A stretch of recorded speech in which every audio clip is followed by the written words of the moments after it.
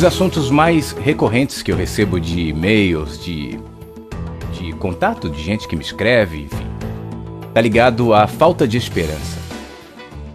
E quando você olha a sua volta, quando você olha o país, quando você olha o mundo, quando você olha as perspectivas, os ambientes, aquilo que a gente constrói como sociedade, aquilo que a gente se alimenta como cultura, bate um desânimo muitas vezes. É difícil você ter esperança diante de tantas contradições, diante de tantas mazelas, diante de tanta gente mal intencionada e de outras que, apesar de boas intenções, não fazem muito para tornar os outros mais esperançosos, para melhorar a vida. É difícil, a gente vive contradições o tempo todo. Basta você parar de carro num farol para ver o menino 10, 9, 8 anos pedindo dinheiro. Basta você sair pelas ruas.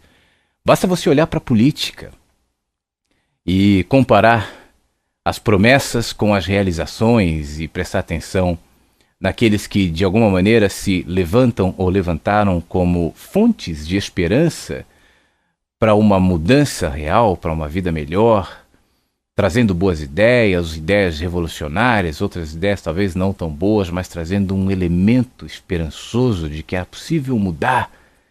E aí com o tempo você vê tudo isso sendo dissolvido em atitudes pragmáticas, eleitoreiras, demagógicas, e a esperança vai se diluindo no meio desse cenário. Muitas vezes a razão de desesperança não está necessariamente ligada à política ou à situação social, financeira, econômica, mundial. Muitas vezes a situação está muito mais perto. A família, o marido, a mulher, o pai, a mãe, os filhos.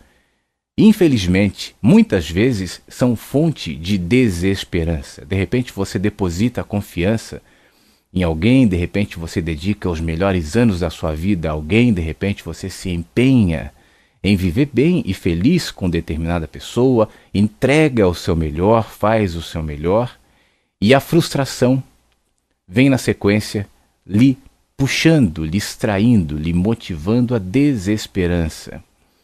Às vezes a desesperança vem no campo institucional, você confia em determinadas instituições, você deposita o seu vigor, o seu entusiasmo, as suas energias, as suas motivações, o seu engajamento de que se envolvendo com determinados projetos, se envolvendo com determinadas instituições, a esperança acenda de que será possível construir uma realidade, um mundo, uma vida melhor.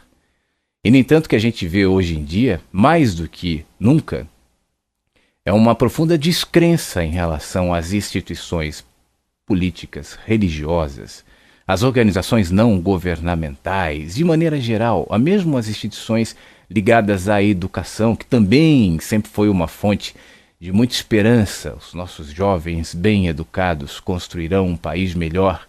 E aí os pais, quando podem, investem um dinheiro enorme na educação dos filhos, e quando os filhos crescem, a desesperança lhes acompanha. Afinal de contas, eles se transformam em algo completamente diferente do que os pais um dia sonharam, e ainda que não descambem para um lado inegavelmente ruim, ligado à criminalidade ou qualquer tipo de coisa assim, mas às vezes se transformam em bonecos do sistema, interessados única e exclusivamente em ganhar dinheiro, em ter uma profissão, assim como aprenderam ao longo dos seus anos de educação. E nem todos os pais querem isso para os filhos. Muitas vezes você quer algo mais, você não quer que ele seja apenas um profissional bem-sucedido. Eu estou te falando isso apenas para ilustrar a realidade de que é recorrente na vida, é frequente, é comum nós nos depararmos com situações que nos roubam a esperança.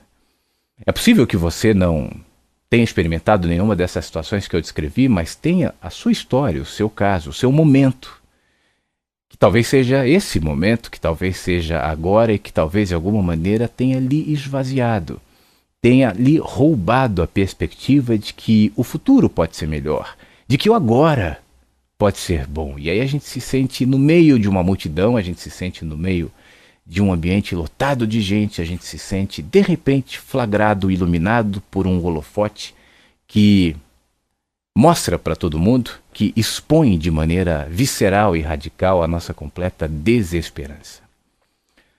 Eu não estou aqui para lhe dizer que a esperança deve ser encontrada aqui, ou ali.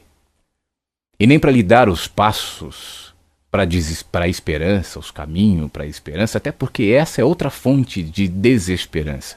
Essa nossa busca, nosso consumo pela literatura de autoajuda, por exemplo, que promete um mundo cor-de-rosa esperançoso, que tenta lhe dar esperança como se a vida não tivesse as suas nuances, como se os caminhos não tivessem as suas curvas, como se as estradas não tivessem os seus buracos, como se os direcionamentos não tivessem os seus labirintos em alguns momentos, como se fosse somente sol e não houvesse nebulosidade, como se houvesse somente brisa e não houvesse tempestade, não houvesse trovoadas e não houvesse chuvas, e como se isso não fosse necessário, como se isso não fizesse parte da nossa vida e do nosso amadurecimento.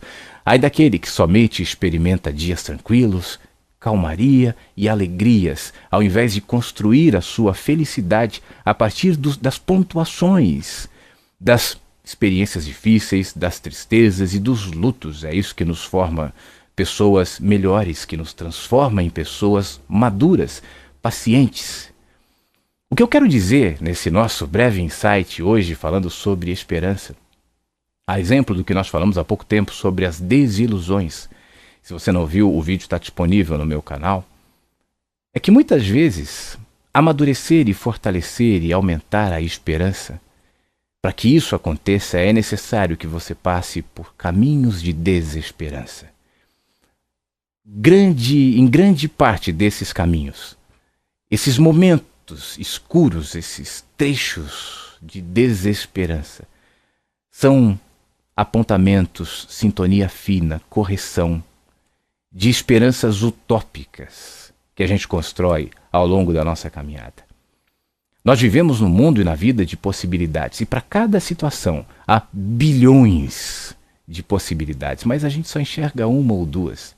E muitas vezes construímos as nossas esperanças, tão valiosas esperanças, em cima de uma, duas ou três possibilidades, que são justamente aquelas que nós conseguimos enxergar, aquelas que nos vendem, aquelas que dizem ser a melhor razão e motivação para que nós depositemos a nossa esperança, quando na realidade, e aqui vai uma dica pessoal para você, muitas vezes o melhor caminho para a esperança é você aprender a se aquietar, é você aprender a não depositar grandes expectativas, ou toda a sua confiança, ou todas as suas ambições, ou todas as suas perspectivas em uma, duas ou três variáveis. Se aquieta.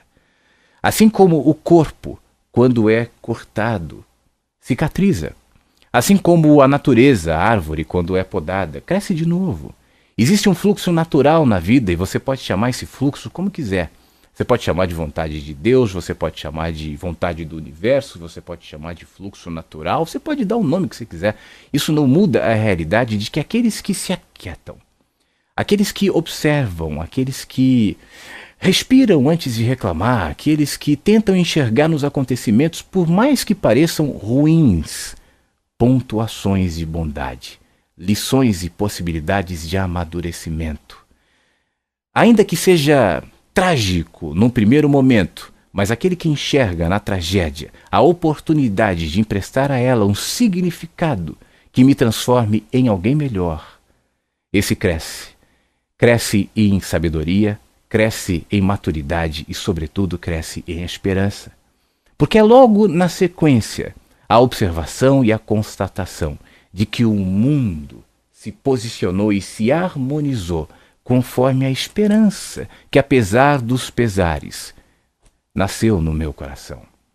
Quando eu não espero naquela situação, naquela pessoa, naquela instituição, mas a minha confiança transcende aquela situação objetiva, aquela possibilidade única e unilateral. Mas quando eu sei que, apesar disso, existe um encaminhamento, existe um fluxo que cuida das aves, que cuida do campo, que cuida das ervas, que cuida do clima, que cuida do meu corpo, que cuida da natureza e que cuida de mim. O nosso desafio nesse mundo conturbado nesse mundo inquieto, nessa vida distraída, é ter paciência para enxergar, calma, para esperar, para se aquietar, para respirar e para observar o contexto, o momento que você vive, consciente de que muitas vezes uma situação inexplicável que a gente está vivendo agora só vai se conectar, só vai se encaixar com outra que virá amanhã. Mas que como não veio, eu ainda não sei. E a confiança de que é assim me traz a pacificação para que eu atravesse esse momento e chegue no próximo. Consciente de que esse próximo se conectou com aquele que lá atrás eu vivi e que eu esbocei alguma desesperança, mas no entanto eu me acalmei. E calmo, e quieto, e pacificado, e sereno, eu atravessei aquele momento e tive a necessária tranquilidade de observar, simplesmente observar, de entender que os momentos se conectaram e que aquilo foi preciso. Quando eu começo a caminhar assim, e de conexões em conexões, e de maus e de bons momentos, e de pontuações de alegrias e tristezas, eu vou enxergando a minha vida não como um emaranhado aleatório de bons ou maus momentos, de boas ou más situações, de coincidências ou não, mas eu vou entendendo que tudo está ligado. Eu vou entendendo que aquilo que eu vivo hoje se explica a partir do que eu vivi ontem e se conecta com aquilo que eu vou viver amanhã. E que o ontem e que o hoje e que o amanhã, no fim das contas, são a mesma coisa. Estão interligados e no fim todos cooperam, todos se encaminham, todos apontam para o meu bem, para o meu crescimento, para a minha esperança. Quando você transcende os manuais de autoajuda, os modelos sociais e culturais que lhe, de alguma maneira, impõem um jeito de acreditar e de ter esperança, quando você passa por cima e não depende de bons e de alegres e de felizes momentos, para que você tenha esperança, eu terei esperança se eu ganhar na Mega Sena, eu terei esperança se eu for promovido no trabalho, eu terei esperança se isso ou se aquilo. Quando você passa por tudo isso e entende que eu terei esperança, apesar de, os seus olhos se abrem, o seu coração e a sua mente se abrem, e você simplesmente passa a entender. A gente não precisa de fórmulas, a gente não precisa de caminhos, de discursos. A gente não precisa de rituais, de dogmas, de religiões, de sacerdotes, de mestres, de gurus. A gente não precisa dos passos, a gente não precisa de nada, a gente só precisa enxergar. A gente já vive uma vida suficientemente distraída para que essa seja a nossa preocupação. Abra os olhos, abra a mente, preste atenção, se aquiete. Independente do que hoje lhe rouba a esperança, independente do aparente caos ou tragédia ou dificuldades que você está vivendo hoje, independente de qualquer coisa, se aquieta, se acalma, se pacifica, respira, espera acontecer. Não antecipe o problema, não viva no dia de amanhã, viva no dia chamado hoje. Para cada dia basta o seu próprio mal. Viva no dia chamado hoje. Transcenda o que hoje tenta lhe roubar a esperança. Aprenda a enxergar, pacifique-se e se preencha de esperança.